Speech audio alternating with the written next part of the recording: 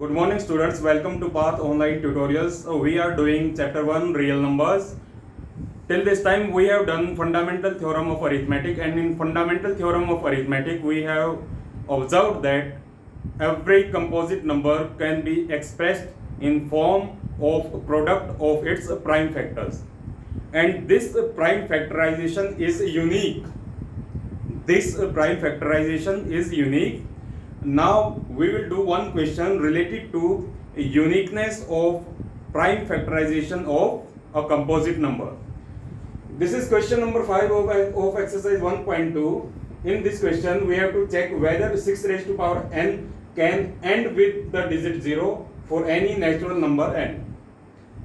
यानी अगर 6 की पावर n अगर कोई नेचुरल नंबर है तो हमको ये पता करना है कि क्या 6 रेज टू पावर n को हम n टाइम्स मल्टीप्लाई करेंगे तो फाइनली जो प्रोडक्ट आएगा उसके वंस प्लेस पे डिजिट 0 होगा या नहीं होगा. तो आओ इस क्वेश्चन को हम फंडामेंटल थ्योरम ऑफ अरिथमेटिक की हेल्प से सॉल्व करते हैं. सबसे पहले फंडामेंटल थ्योरम ऑफ अरिथमेटिक में है कि कंपोजिट नंबर को इसके प्राइम फैक्टर्स के प्रोडक्ट की फॉर्म में हम रिप्रेजेंट कर सकते हैं. सबसे पहले हम देखते हैं 6 के प्राइम फैक्टर्स क्या बनते हैं. 6 इज इक्वल टू 2 इंटू 3 होता है. 2 and 3 are the only prime numbers in prime factorization of 6. इन दोनों के अलावा 6 की प्राइम फैक्टराइजेशन में और कोई भी प्राइम नंबर नहीं है. So 6 raise to power n can be written as 2 into 3 raise to power n. हम 6 रेज टू पावर n को अगर हम प्राइम फैक्टराइजेशन की फॉर्म में लिखें तो 2 into 3 raise to power n is equal to 2 raise to power n into 3 raise to power n की form में लिख सकते हैं. तो ये तो हमने कर दी 6 रेज टू पावर n की प्राइम फैक्टराइजेशन. अब according to fundamental theorem of arithmetic ये प्राइम फैक्टराइजेशन यूनिक है. Unique means 6 raise to power n की प्राइम फैक्टराइजेशन में 2 और 3 के अलावा कोई भी और प्राइम नंबर नहीं होगा. अब हम देखते हैं ऐसे नंबर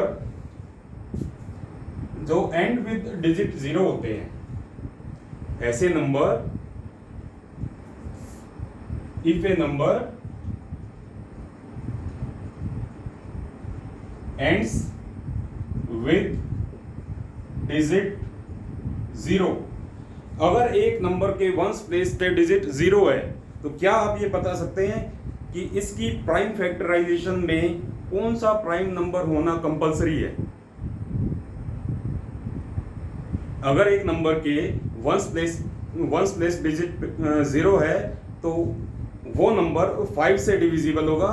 5 से डिविजिबल होने का मतलब उस नंबर का एक फैक्टर 5 होगा. That is, if a number ends with digit 0, then it is divisible by 5.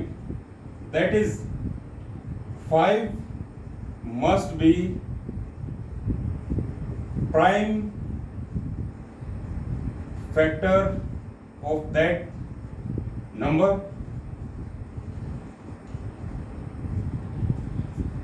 अगर एक नंबर के वंस प्लेस पे डिजिट 0 है तो वो नंबर 5 से डिविजिबल होगा. इसका मतलब ये है कि 5 उस नंबर का एक प्राइम फैक्टर होगा. अब यहां देखो 6 raise to power n has only 2 prime factors, 2 and 3, and according to fundamental theorem of arithmetic, this prime factorization is unique. According to fundamental theorem of arithmetic, this prime factorization is unique. इसका मतलब 2 और 3 के अलावा कोई भी prime factor इसकी prime factorization में नहीं आएगा, इसका मतलब इसकी प्राइम फैक्टराइजेशन में 5 नहीं है। Therefore it cannot end with 0। इसका मतलब ये है कि 6 raised to power n can never end with digit 0। Understood? एक बार हम दोबारा देख लेते हैं। हमको प्रूव करना था कि हमको ये चेक करना था whether 6 raised to power n के एंड में 0 आता है। उसके लिए हमने सबसे पहले नोटिस किया अगर किसी नंबर के लास्ट में 0 आ रहा है तो वो नंबर 5 से डिविजिबल होता है। 5 से डिविजिबल होने का मतलब 5 उस नंबर का एक फैक्टर होना चाहिए। लेकिन हमने जो 6 की प्राइम फैक्टराइजेशन करी है उसके प्राइम फैक्टर्स 2 और 3 आए हैं, 5 नहीं आ रहा। 5 आएगा भी नहीं, क्यों? क्योंकि फंडामेंटल थ्योरम ऑफ अरिथमेटिक कह रही है कि ये प्राइम फैक्टराइजेशन यूनिक है। अगर इसके प्राइम फैक्टराइजेशन में 5 नहीं आएगा तो इसका मतलब ये नंबर 5 से डिविजिबल भी नहीं होगा। इसका मतलब इस नंबर के लास्ट में कभी भी डिजिट 0 नहीं आ सकता। Okay, now here is question number 6 of exercise 1.2। You know what are composite numbers. Let me write some prime numbers and composite numbers. Prime number 2, इसका फैक्टर सिर्फ एक ही बनेगा 2। मैं सिर्फ प्राइम फैक्टराइजेशन लिख रहा हूं, 1 को इंक्लूड नहीं कर रहा हूं क्योंकि 1 प्राइम नंबर नहीं होता। 3 को देखा, 3 का भी एक ही फैक्टर बनेगा 3। अब मैं कंपोजिट नंबर लेता हूं। देखो कंपोजिट नंबर लिया मैंने 4 is equal to 2 into 2, 6 is equal to 2 into 3, 9 is equal to 3 into 3, 12 is equal to 2 into 2 into 3। क्या कंपोजिट नंबर को आप ध्यान से ऑब्जर्व कर रहे हो? कंपोजिट नंबर्स की जो प्राइम फैक्टराइजेशन है उसमें प्राइम नंबर्स आ रहे हैं। यानी एक कंपोजिट नंबर की प्राइम फैक्टराइजेशन में ऐसे प्राइम नंबर्स आते हैं जो कंपोजिट नंबर से अलग है। इसका मतलब हम कंपोजिट नंबर को प्राइम नंबर्स की फैक्टराइजेशन की फॉर्म में लिख सकते हैं और ये प्राइम नंबर्स एक से ज्यादा होते हैं। ये जो प्राइम फैक्टर्स बनते हैं सारे कंपोजिट नंबर्स को देखो, एक से ज्यादा बार इसमें प्राइम नंबर्स आ रहे हैं। जैसे 4 देखा, 2 इंटू 2, 6 2 इंटू 3, इसमें 2 प्राइम नंबर की प्रोडक्ट आई। 9 3 इंटू 3, इसमें प्राइम नंबर तो एक ही यूज हो रहा है लेकिन 2 बार मल्टीप्लाई हो रहा है। इन सारे कंपोजिट नंबर्स को हम प्राइम नंबर्स के प्रोडक्ट की फॉर्म में लिख पा रहे हैं, लेकिन जो प्राइम नंबर्स है उनको हम प्राइम नंबर्स के प्रोडक्ट की फॉर्म में नहीं लिख सकते क्योंकि वो अपने आप से डिविजिबल है। अब कंपोजिट नंबर की इसी फॉर्मेशन का हम यूज करेंगे, इस क्वेश्चन को प्रूव कर देंगे। Explain why 7 into 11 into 13 plus 13 is a composite number.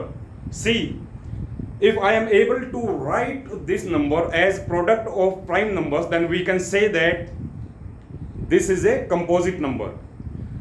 अगर मैं इस नंबर को प्राइम नंबर्स के प्रोडक्ट की फॉर्म में लिख सकता हूं तो मैं ये कह सकता हूं कि ये कंपोजिट नंबर है, क्योंकि कंपोजिट नंबर को हम प्राइम नंबर्स के प्रोडक्ट की फॉर्म में लिख सकते हैं, जिसको हम इसकी प्राइम फैक्टराइजेशन कहते हैं। So let us start with statement. दोनों में 13 कॉमन है, मैंने 13 कॉमन ले लिया। यहाँ रह गया 7 into 11 और यहाँ रह गया +1। 13 into 7 into 11 77 +1 is equal to 13 into 78। 78 को फैक्टराइज कर लेते हैं। 2 3 जा 9 जा 3 1 जा 3 जा। सो 13 into 78 हो गया। 2 into 3 into 13 is equal to 2 into 3 into 13 square. So in this way 7 into 11 into 13 plus 13 can be written in this form, and this is the form which is product of its prime factors. Therefore I can say that this number is a composite number. Therefore given number is a composite number.